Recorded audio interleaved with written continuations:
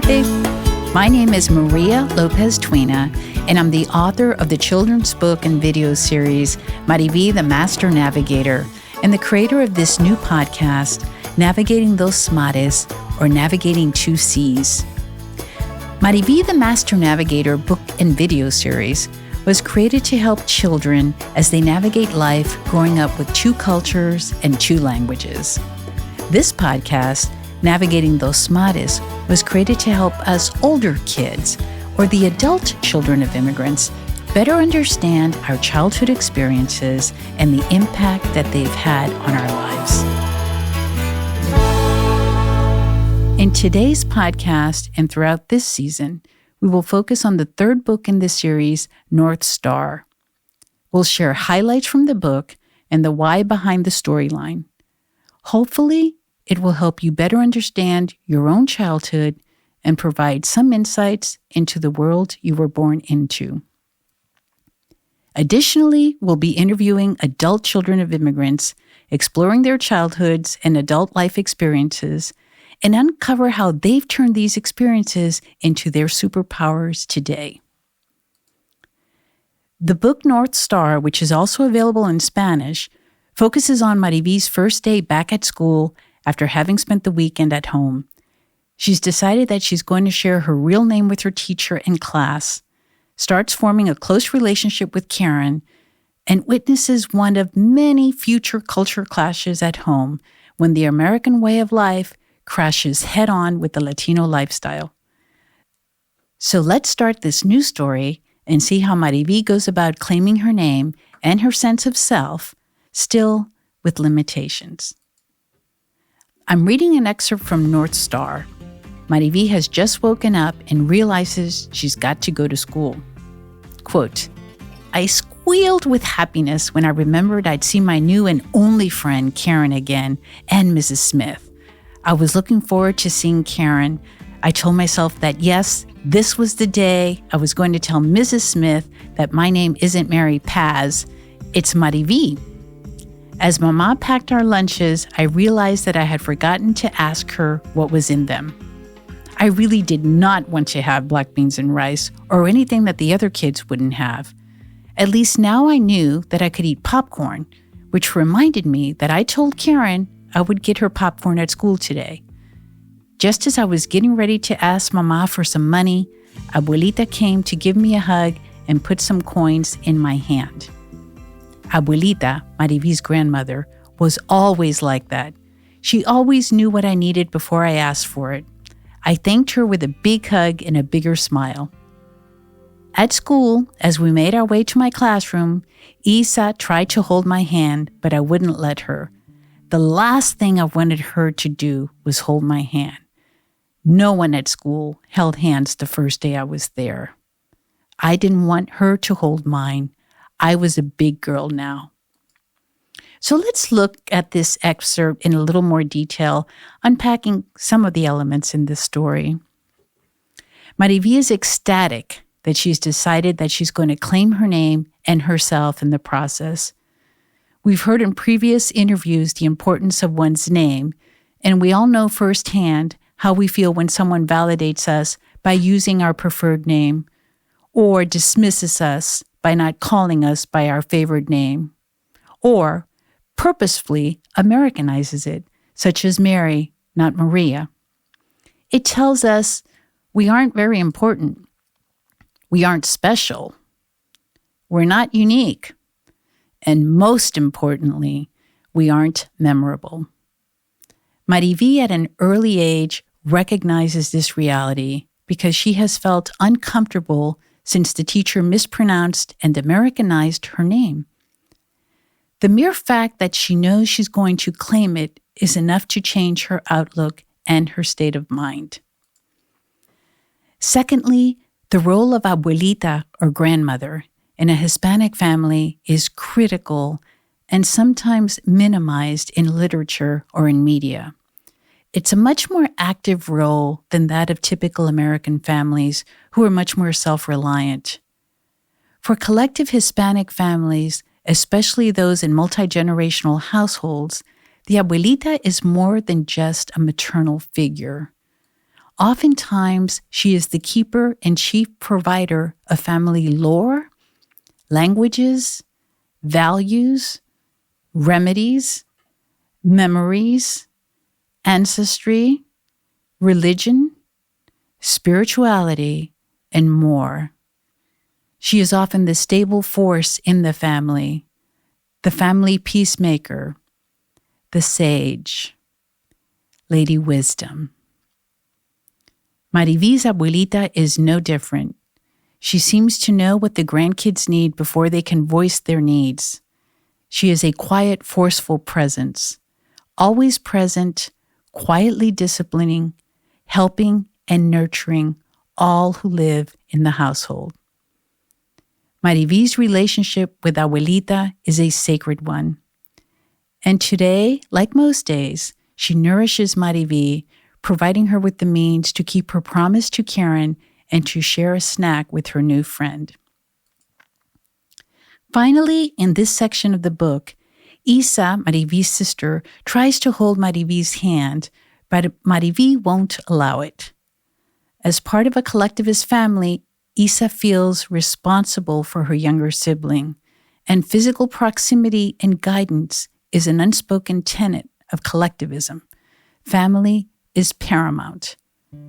MariVi, on the other hand, is now much more aware of society and learning the American ethos and how others her age behave in public. She doesn't want to be babied at school. At school, she's being taught to be independent, not interdependent, which is what she's being taught at home. So she, as an individual, is gaining importance. And she's getting ready to reclaim her name, another act of independence and self-assertiveness. She's starting at a very early age to stand up for herself. Now, as the day continues, MariVi is in the classroom and goes to speak with Mrs. Smith. Quote, "Mrs. Smith, my name isn't Mary, it's MariVi. That's my nickname and what everyone at home calls me. It's spelled M-A-R-I-V-I. It stands for Maria Victoria. If you could call me MariVi, I would be very thankful." Mrs. Smith smiled and said, "Let's create a new name tag for you right now then, so that everyone knows that's what they need to call you." Mrs. Smith then said, "Take your seats, everyone. I'm going to take roll call." For some reason, I started biting my lip. She then looked at me and said, "MariVi Paz?" I raised my hand and said, "Here." But something different had happened today. I could speak and raise my hand. My voice wasn't shaking. Mrs. Smith then said, "I was wrong to call MariVi Mary on Friday. That's not her name. She prefers to go by her nickname." She then asked me if I wanted to tell the class how to pronounce it. I said, "No, that's okay," but she insisted. So I stood up with my knees wobbling a little bit and said, "It's pronounced MariVi, and my last name is De La Paz, not just Paz." There, I said it. I nervously looked around, then sat down. As the day went on, we went to the bathroom. When I got out, I realized that a lot of the girls in the classroom were standing in front of the mirror, some even fixing their hair. I had a hard time even looking at myself in the mirror at school. I washed my hands and dried them quickly so I could get back in line and find Karen, end quote. So let's discuss this passage for a minute because there's a lot in here and it's so important for all of us. MariVi claiming her name is paramount. She notices her physical transformation in the process.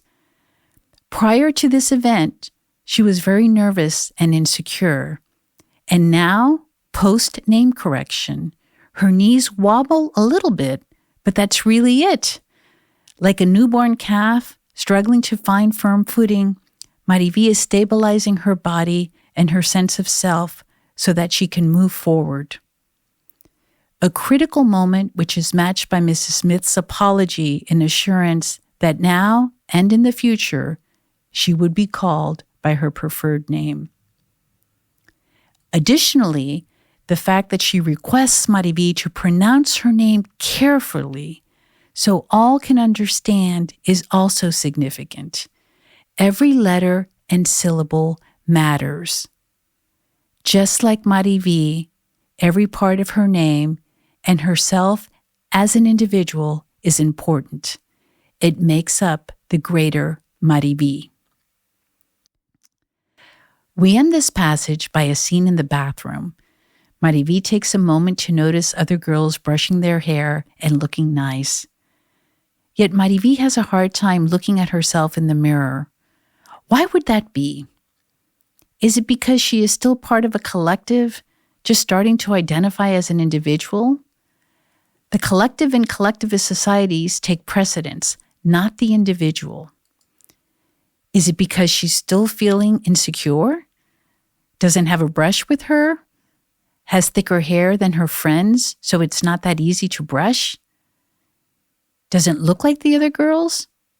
We don't know in this story. We just know that she is being taught at home to not be proud or self-centered, and maybe the act of focusing on herself and her appearance in the bathroom doesn't feel comfortable outside of her collective unit. Maybe it feels too American, and she's still unsure where she will fit in. Finally, is it because she's just starting to embody her true self at school with her actual name? The name that she has always associated with her body?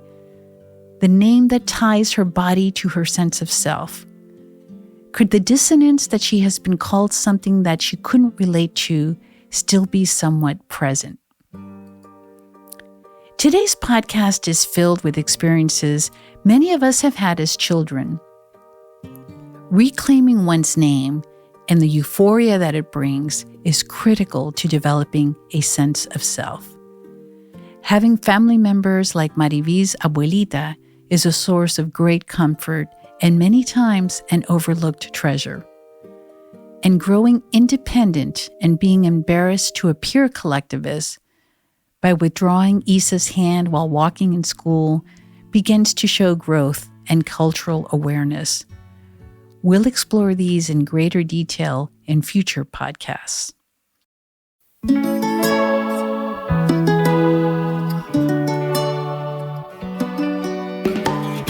We hope you enjoyed the podcast. Think about the events we shared in your own life. Did you experience any of them or similar ones? And then ask yourself, what would you tell your 10-year-old self? And remember, life only gets better. You will find a sense of belonging and community, but your life path may return you to your roots to find it. Thanks for listening, and please join us on our next episode of Navigating Dos Mares. And don't forget to subscribe to our YouTube channel at We Are MariVi, or check out our books on our website, wearemarivi.com.